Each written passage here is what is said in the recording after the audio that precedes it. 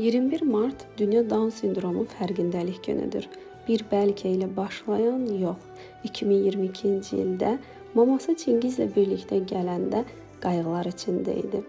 Bəlkə danışar, bəlkə yeriyər, bəlkə anlayar.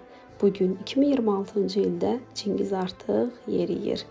Çingiz başa düşür, anlayır və danışır. Yeyir.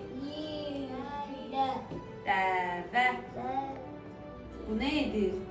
İçir. Ay, nə yeyir? Down sindromu uşaqların inkişafı geciksə də heç vaxt dayanmaz. Onlara səbir, daha çox sevgi və doğru yanaşma lazımdır. Bu dəfə Çingizlə dərs mühitində yox, fərqli bir mühitdə sosiallaşmağı seçdik. Çünki onlar da bizdən biridir. Bir xromosom fərqinin olması onları sadəcə daha çox xoşbəxt edir. Amma digər bütün inkişafda onlarla birlikdə addımlayırıq. Deyirlər ki, təsadüf deyən bir şey yoxdur.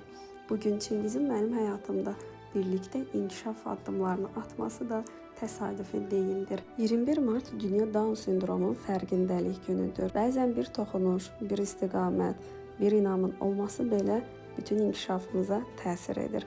Eynən mənim Çingizin həyatına toxuna bildiyim kimi.